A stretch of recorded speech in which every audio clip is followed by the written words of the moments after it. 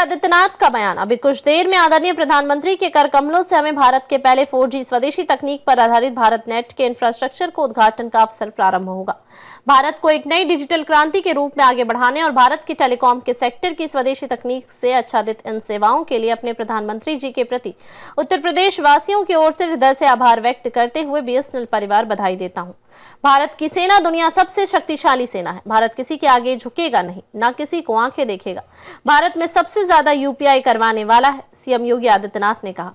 पहले किसी भी वृद्धजन का, किसी निराश्रित महिला का, किसी दिव्यांगजन का या किसी भी रिटायर्ड कार्मिक का कोई पेंशन की सुविधा होती थी, उसके लिए उसको चक्कर लगाने पड़ते थे। कार्यालय 300 की पेंशन होती थी, 6 महीने में एक बार आती थी, 1800 रुपए 900 मील पाते थे। आज डिजिटल पेमेंट के साथ जोड़ने की कार्रवाई होती है, परिणाम है और उपभोक्ता हर नागरिक उससे लाभान्वित होता है और उन कार्यक्रमों के साथ प्रफुल्लित भी होता है। 2017 के पहले तेल माफिया जुड़ गए थे, हमने उनकी कमर तोड़ी है। आज 4G आ रहा है, आगे 5G 6G का इंतजाम किया जा रहा है। प्रधानमंत्री नरेंद्र मोदी 4G सेवा जो कि विजयदशमी के रूप में तोहफा दिया, उसके लिए धन्यवाद, CM योगी ने कहा। CM योगी कल बरेली में एक मौलाना भूल गया कि राज्य में सत्ता किसकी है। उसे लगा कि वो जब चाहे व्यवस्था को रोक सकता है, लेकिन हमने साफ कर दिया कि न तो नाकाबंदी होगी और ना ही कर्फ्यू लगेगा। लेकिन हमने जो सबक सिखाया है उससे आने वाली पीढ़ियां दंगे करने से पहले 2 बार सोचेंगी। व्यवस्था को रोकने का ये कैसा तरीका है? 2017 से पहले यूपी में यही चलन था, लेकिन 2017 के बाद हमने कर्फ्यू तक नहीं लगने दिया। उत्तर प्रदेश के विकास की कहानी यहीं से शुरू होती है।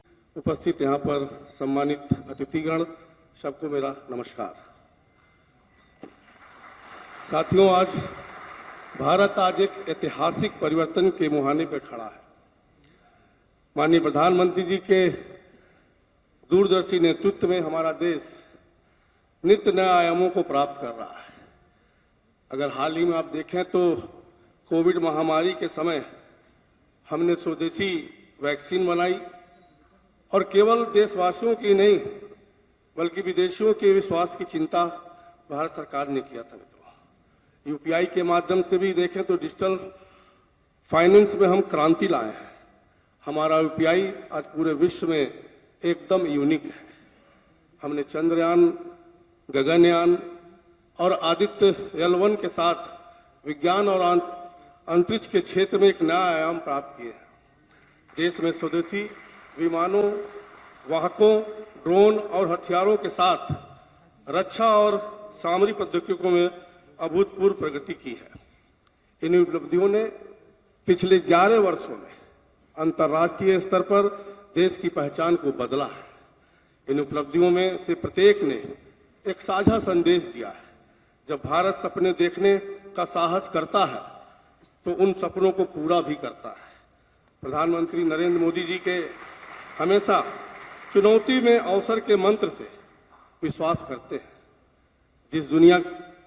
जिसे दुनिया अक्सर असंभव मानकर खारिज कर देती है, वो दृढ़ संकल्प और विजन के साथ वास्तविक में बदल जाती है। बाधाओं को सीढ़ियों में बदलने का ये क्षमता उनके नेतृत्व की पहचान बन गई है। भारत जिसे लंबे समय से एक वैश्विक सर्विस सेक्टर पावर के रूप में जाना जाता था, अब मैन्युफैक्चरिंग क्षेत्र में महत्वपूर्ण प्रगति कर रहा है।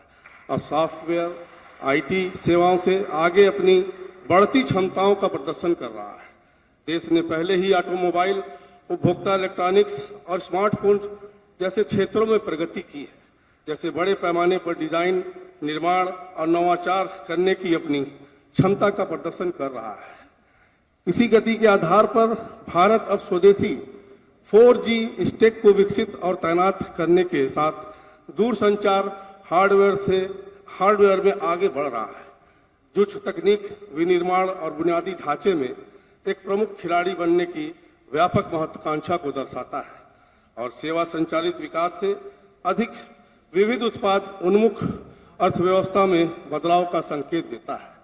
4G स्टैक का लॉन्च BSNL के लिए केवल एक परियोजना ही नहीं है, बल्कि एक अंतर्राष्ट्रीय स्तर की तकनीकी सफलता है। ये भारत को दुनिया के केवल 5 देशों के एक विशेष कलम में रखता है, जो एक पूर्ण मोबाइल नेटवर्क स्टैक बनाने और तैनात करने में सक्षम है। BSNL अपनी स्थापना के 25वें वर्ष का जश्न मना रहा है। ऐसे में ये उपलब्धि और भी प्रतीकात्मक हो जाती है। दशकों तक बीएसएनएल को पुराने ढांचे के कारण चुनौतियों का सामना करना पड़ा। फिर भी आज इसका टर्न अराउंड केवल लाभ या सकारात्मक एबिटा के बारे में नहीं है, बल्कि आत्मनिर्भर भारत के ध्वजवाहक के रूप में और इसके पुनर्जन्म के बारे में है। जिस बीएसएनएल ने 4G स्टैक डेवलप शुरू किया था, उस समय केवल 4 देशों चीन, फिनलैंड, स्वीडन और दक्षिण कोरिया ने अपना 4G स्टैक विकसित किया था। इस स्थान में प्रवेश करना असंभव के रूप में देखा गया था। सरकार ने आईआईटी, बीएसएनएल, एमटीएनएल और टेलीकॉम इंजीनियरिंग सेंटर के विशेषज्ञों को शामिल करते हुए एक उच्च स्तरीय समिति का गठन किया था। उन्होंने वैश्विक मानकों से मेल खाने के लिए निर्मित पूरी तरह से भारतीय 4G समाधान की विशिष्टताओं को परिभाषित किया। प्रधानमंत्री के दृष्टिकोण का पालन करते हुए सरकार ने एक साहसिक कदम उठाया। नवाचार और आत्मनिर्भरता को प्राथमिकता दी गई। इस मिशन में महीनों के कठोर परिश्रम में स्वदेशी 4G टेक्नोलॉजी का नवाचार किया। परिवर्तन के इस प्रयोग के रूप में जो शुरू हुआ वो अब 2025 तक पूरी तरह से गतिशील हो गया है। जब बीएसएनएल ने पूरे भारत में लगभग 1 लाख स्वदेशी 4G साइटों को तैनात किया है, जो 22 मिलियन ग्राहकों को सेवा प्रदान कर रहा है और हर दिन 4 पेटाबाइट डेटा ट्रांसफर कर रहा है। भारतीय प्रतिभा में माननीय प्रधानमंत्री जी के विश्वास को, दूरसंचार विभाग को आत्मनिर्भर भारत मिशन के तहत स्वदेशी 4G समाधान को आगे बढ़ाने का निर्देश का परिणाम एक वास्तविकता बन गया है। हमारी यात्रा, चुनौती और उपलब्धियां दोनों का उदाहरण है। दुनिया के कुछ सबसे बड़े और सबसे अधिक संसाधन संपन्न देश हमसे पिछड़ गए हैं। उन्होंने अभी तक वो हासिल नहीं किया जो हमने हासिल किया है।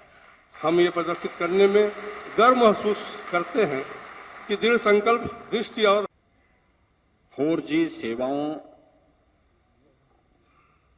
और डिजिटल भारत नेट के परियोजनाओं के लोकार्पण कार्यक्रम में आदरणीय प्रधानमंत्री जी के द्वारा, जिनका कुछ ही देर में लोकार्पण होने जा रहा है, इस समारोह में उपस्थित केंद्रीय वित्त राज्य मंत्री श्री पंकज चौधरी जी, समारोह में उपस्थित उत्तर प्रदेश सरकार में मंत्रिमंडल के मेरे वरिष्ठ सहयोगी, उप मुख्यमंत्री श्री ब्रजेश पाठक जी, पूर्व उप मुख्यमंत्री और राज्यसभा के माननीय सांसद डॉक्टर दिनेश शर्मा जी, राज्यसभा के माननीय सांसद श्री ब्रजलाल जी, श्री संजय सेठ जी, लखनऊ की महापौर श्रीमती सुषमा खड़गवाल जी, तेजस के चेयरमैन CNG सुब्रमण्यम जी, मुख्य महाप्रबंधक BSNL श्री अरुण कुमार गर्ग जी, BSNL परिवार से जुड़े हुए अन्य हमारे सभी पदाधिकारीगण, समारोह में उपस्थित भारतीय जनता पार्टी के प्रदेश के अध्यक्ष चौधरी भूपेंद्र सिंह जी, हमारे माननीय विधायकगण डॉक्टर नीरज बोरा जी, रामचंद्र प्रधान जी, अन्य सभी सम्मानित महानुभाव और BSNL से जुड़े हुए सभी स्टेक होल्डर्स और उपस्थित बहनों और भाइयों, अभी कुछ देर में आदरणीय प्रधानमंत्री जी के कर कमलों से हमें भारत के पहले 4G स्वदेशी तकनीक पर आधारित भारत नेट के इस इंफ्रास्ट्रक्चर को उद्घाटन का अवसर प्रारंभ होगा। मैं इस अवसर पर भारत को एक नई डिजिटल क्रांति के रूप में आगे बढ़ाने और भारत की टेलीकॉम के सेक्टर की स्वदेशी तकनीक से आच्छादित इन सेवाओं के लिए आदरणीय प्रधानमंत्री जी के प्रति उत्तर प्रदेश वासियों की ओर से हृदय से आभार व्यक्त करते हुए इस पूरे कार्यक्रम के लिए BSNL परिवार को हृदय से बधाई देता हूं, अपनी शुभकामनाएं देता हूं। बहनों और भाइयों, किसी भी संप्रभु संपन्न राष्ट्र के लिए कुछ चीजें बहुत महत्वपूर्ण होती है। उसके पास अपनी स्वयं की सेना हो, उसके पास एक स्वतंत्र विदेश नीति हो, उसके पास अपनी स्वयं की तकनीक पर आधारित नेटवर्क सेना दुनिया के अंदर सबसे सामर्थ्यशाली और शक्तिशाली सेना बनकर के उभरी है। आज डिफेंस सेक्टर में भारत ने जो उपलब्धि हासिल की है, आकाश और ब्रह्मोस मिसाइल के साथ साथ ड्रोन और रोबोटिक के क्षेत्र में भारत के भूतपूर्व सफलता एक नए भारत की और विकसित भारत की आहट को दुनिया के सामने प्रस्तुत करती है।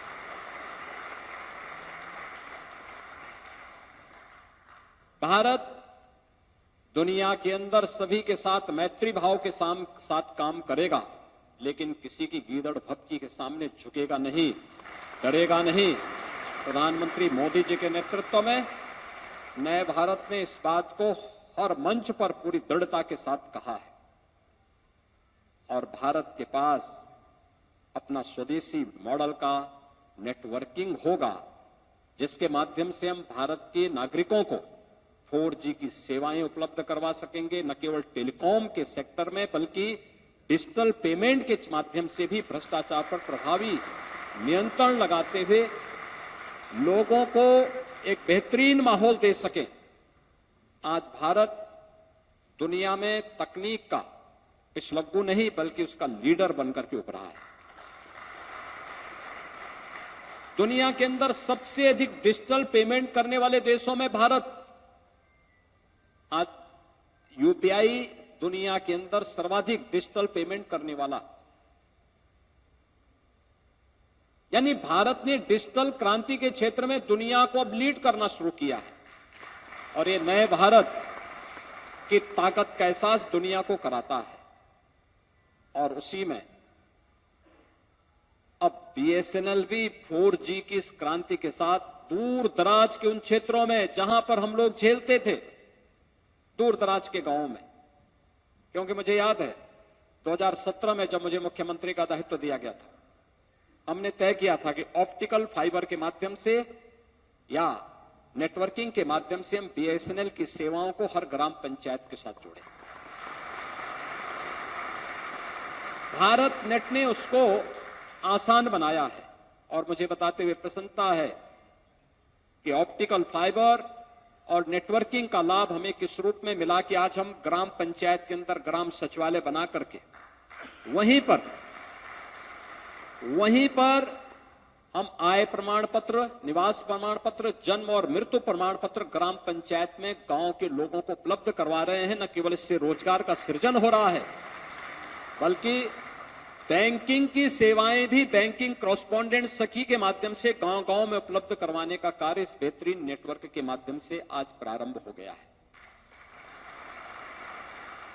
आपने देखा होगा पहले किसी भी वृद्धजन का, किसी निराश्रित महिला का, किसी दिव्यांग जन का या किसी भी रिटायर्ड कार्मिक का कोई पेंशन की सुविधा होती थी, उसके लिए उसको चक्कर लगाने पड़ते थे, कार्यालय चक्कर लगाने पड़ते थे।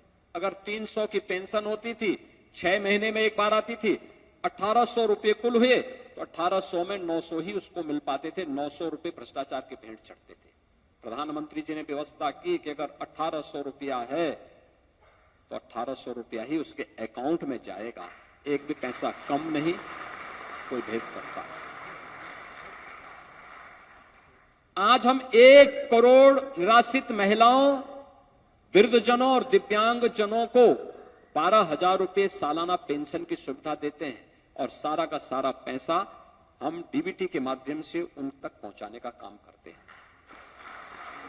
60 लाख से अधिक अनुसूचित जाति, जनजाति और ओबीसी के छात्रों को स्कॉलरशिप देते हैं।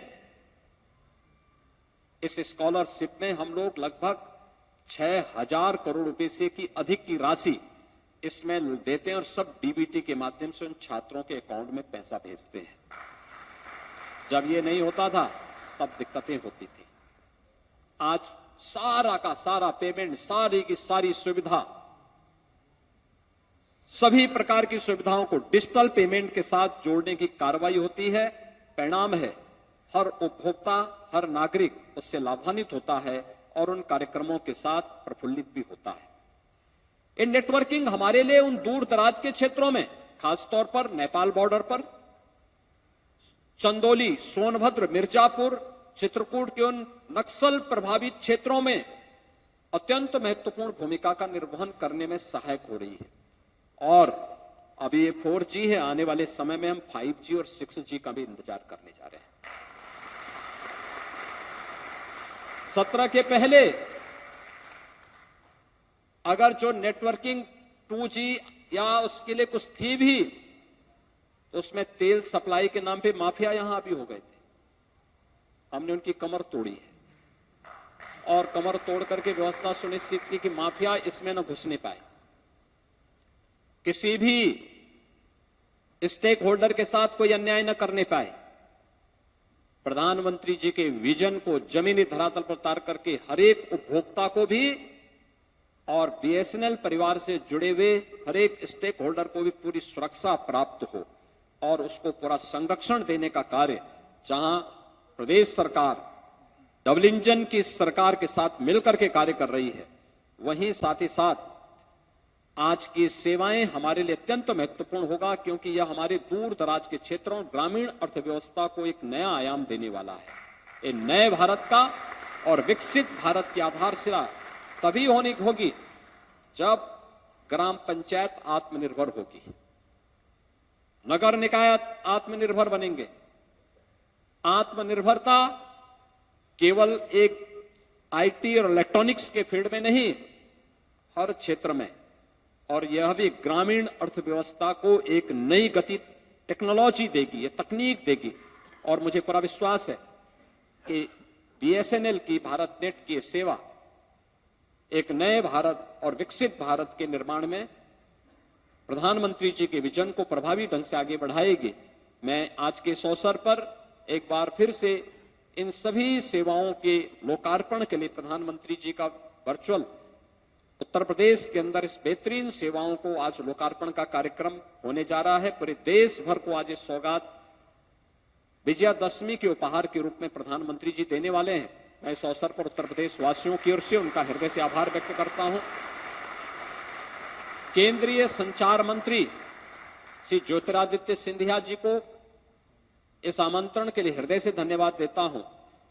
बीएसएनएल परिवार और उनसे जुड़े हुए अन्य सभी स्टेक होल्डर्स को हृदय से धन्यवाद ज्ञापित करता हूं और आप सभी अन्य स्टेक होल्डर्स को बधाई देते हुए आप सबको शारदीय नवरात्रि और विजयादशमी की मंगलमय शुभकामनाएं देते हुए अपनी वाणी को विराम देता हूं। धन्यवाद। जय हिंद।